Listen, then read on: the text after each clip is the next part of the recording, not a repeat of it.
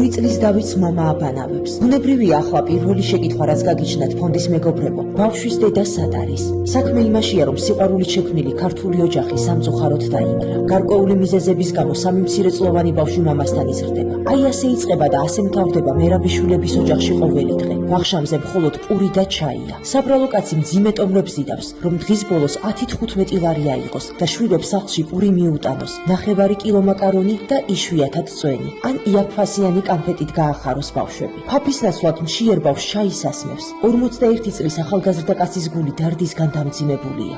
სისხლის შედედების გამო ორჯერ გაიკეთა ფეხზე ოპერაცია. ახლაც ესაჭიროება მედიკამენტები და ექიმების მეთვალყურეობის ქვეშ ყოფნა, მაგრამ გმირი მამა საკუთარი ჯანმრთელობისა და სიცოცხლისთვის ფულს დასახარჯად ვერ იმედებს და უკანასკნელ კაპიკებს 2 წლის დავითის პამპერსისთვის აგროვებს. სიცივისგან გაყინული ბავშვები ერთმანეთს ათმობენ. საბრალო ძმები ძილის დროსაც კი ვერ ჰპოვებენ შვებას, რადგან საწოლი გადეხილია. მერაბიშვილების სახლში სველი წერტილებიც კი არაა. საპირფარეშო ეს ვედროა. მიუხედავად უკიდურესი გაჭირვებისა, ბავშვების ჰიგიენა საბრალო მამისთვის მოწინავი ადგილზეა. ღვთისმიერო ადამიანებო, ნუ თუ თქვენ გასაჭირში მიატოვებთ მარტო ხელა მამას, რომელიც 3 შვილს ზრდის, ბავშვებს ესაჭიროებათ პროდუქტები, ტანსაცმელი, ფეხსაცმელი, საწოლი. მათი საბრალო მამა ტაშტში ხელით რესხავს ბავშვების ტანსაცმელს. თუმცა პირველ რიგში ყველაზე მთავარი საპირფარეშოს გაკეთებაა, რომ ბავშვებმა ადამიანურ პირობებში შეძლონ ცხოვრება. ახლა ის დროა, რომ მთელი საქართველო უნდა გავერთიანდეთ. არ მივატოვოთ ბედის ანაბარად საბრალო მამა და 3 პატარა ანგელოზი, თორემ დანაშაული შეგრძნება